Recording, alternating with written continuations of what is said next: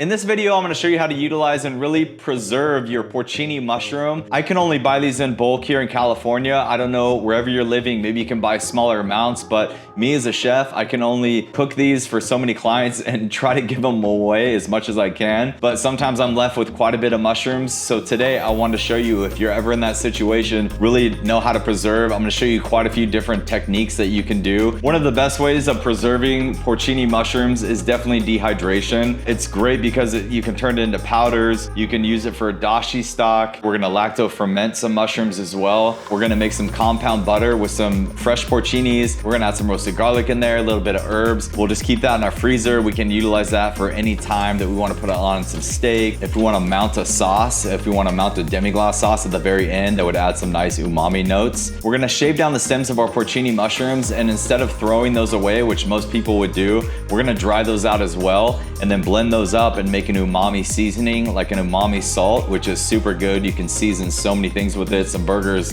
chicken if you want, put it in your bolognese next time you make your bolognese. We're gonna blend them down and make a nice porcini powder, and we'll save those and just have those on our spice shelf so we can utilize those anytime we want. We're also gonna make a infused porcini oil, which is really nice. So we can take the oil, heat it up, infuse it with our porcini mushrooms, and then we'll sous vide that at 150 degrees Fahrenheit for about 2 hours. A really good video today, guys, on how to utilize and get 100% yield out of your mushrooms. You don't have to use porcini mushrooms. You could also do this with portobellos if you want. If you want to take off the tops of the portobellos, those would act kind of as the stems of the porcini, and you can dry those out and kind of utilize the same methods that I'm going to show you. There's so many mushrooms out there that I feel like they're not utilized to their 100%. So today I'm going to show you how to really utilize and break down your mushrooms and get 100% yield. So that way you can always have that umami flavor that you're looking for in every dish.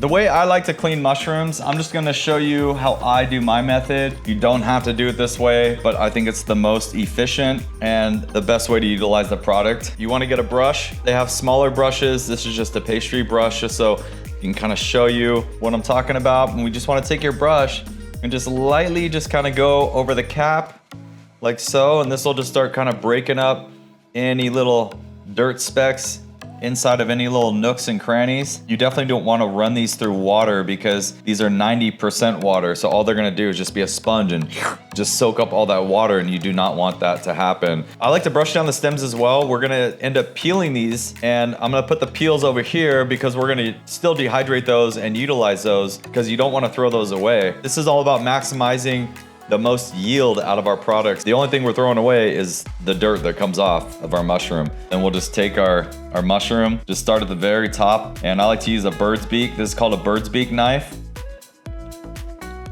You don't have to use this. You could use a paring knife. You could use whatever you have at your house. This steak knife. Just make sure it's nice and sharp, and I always try to go towards the tip of the knife. That way you have more control. The further down you go on your knife, you have a chance of kind of cutting into that flesh, and you don't want to do that. Just make sure that you're really staying at the very top of that knife, just towards the tip. We'll go ahead and do this to the rest of our mushrooms, and then I'll show you how we're going to dehydrate some. Go ahead and finish these off. All right, let's go ahead and start dehydrating our peels. I did these at 130 degrees Fahrenheit. I believe these took about 5 to 6 hours. You want to make sure these are fully dehydrated and make sure they snap. All right, the next thing we want to do is just slice these down.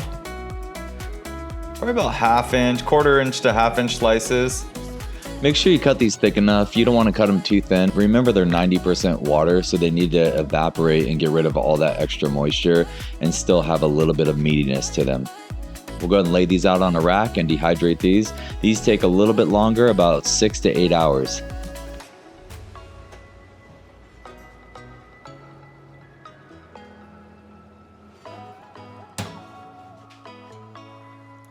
All right, so our porcini mushrooms have dried. Make sure that you hear them snap. They're not bending, they're not flexing, they're snapping all the way because it's very important they don't have extra moisture in there. And then these ones I'm just gonna turn into a porcini powder. Go ahead and blend up your mushrooms in a spice grinder. If you want this one, I'll leave the link below. If not, just go ahead and use a regular blender.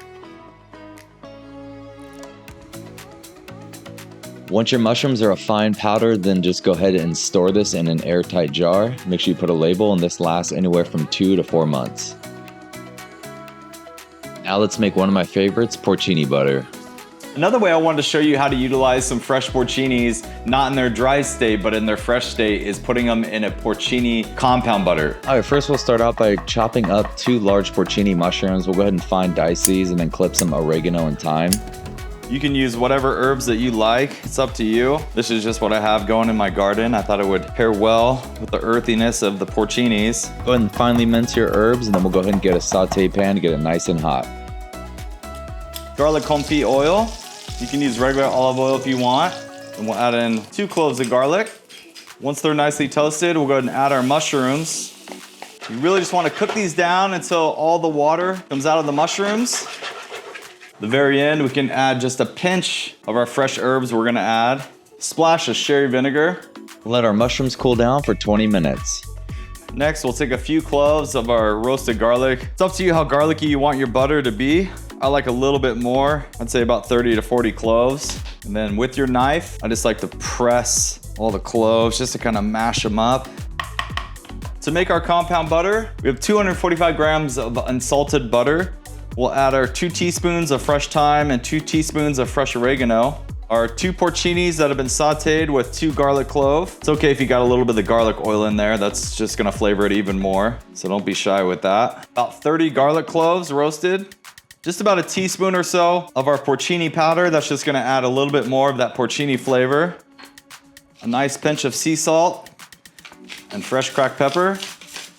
And some Meyer lemon zest just to kind of round everything out. It's gonna add some nice citrus notes to it. Really kind of just brighten everything up. Now we just wanna kind of mash everything together. You could also do this in your stand mixer with a paddle attachment. And we'll take some plastic wrap. You guys have probably seen me do this in my cookie video, but if you haven't seen it, we're basically just gonna do the same thing where we kind of just form a log. You can use a bench scraper, just kind of press it in to kind of form that log that we're looking for. Then we want to just roll it up. Go ahead and twist off one side. Give the other side a good twist.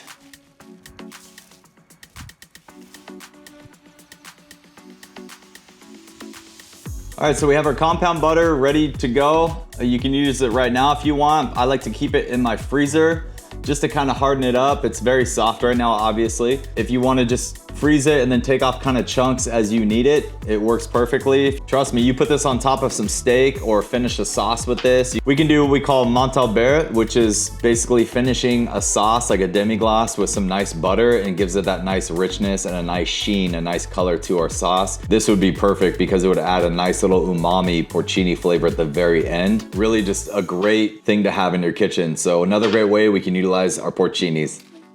All right, next I'm gonna show you one of my other favorites, my umami porcini seasoning. This is so versatile. You can use it on so many things. I actually put this the last time I made chicken parmesan in the crust. It worked out so well, but you can put this pretty much on anything that you desire. All right, so here we have all of our peels that we didn't want to waste. All right, so I have 15 grams completely dried out, making sure that they snap. Like I said earlier, that's very important. You want to make sure that these don't have a chance of moisture being trapped inside and creating any mold. So it's very important. So we'll take all of our peels. I'm not looking for a fine powder, but I'm also not looking to have it too chunky either.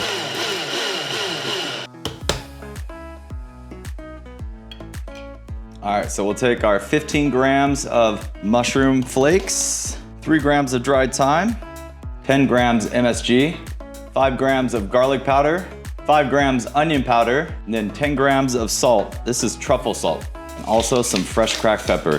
Go ahead and whisk everything through. All right guys, so we have our porcini umami seasoning here. I think it came out absolutely delicious. Everything just kind of pops through.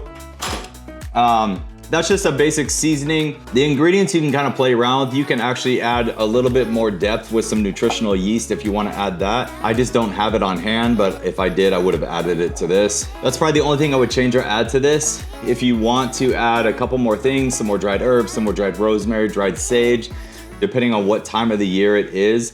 This is gonna last, if you keep it in a closed container for quite a while. I would say at least a couple months. I wouldn't go more than that because you kind of lose your flavors. It's not as strong, it's not as potent. Try to use this up as fast as you can. You could season up the next time you make bolognese. You could flavor some oils with this. You could put it in vinaigrettes. If you're making hamburgers, you could use this as your all-purpose seasoning. Add this to some chicken. You could season up a chicken breast and sear it off. So many things that you can do with this, so versatile. Just another great way to utilize some dried porcini mushrooms.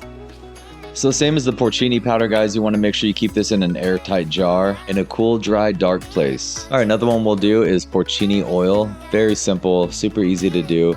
We'll just take 50 grams of your porcini flakes or powder, whatever you want, and then we'll take 300 milliliters of avocado oil, heat this up to 150 degrees Fahrenheit, and then just pour this in a mason jar or something that's heat proof.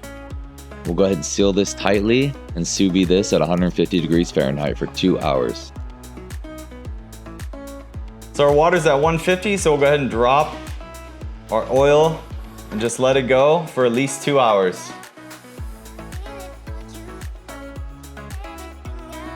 After 2 hours is up, go ahead and strain your oil through a fine mesh sieve just to get out any flakes. This just helps it prevent from spoiling. Go ahead and press all that delicious porcini oil flavor out so we don't waste a single drop. Go ahead and put it through your funnel and then just leave it in your mason jar. I like to keep this in my fridge. This will help preserve it for at least probably 5 or 6 months.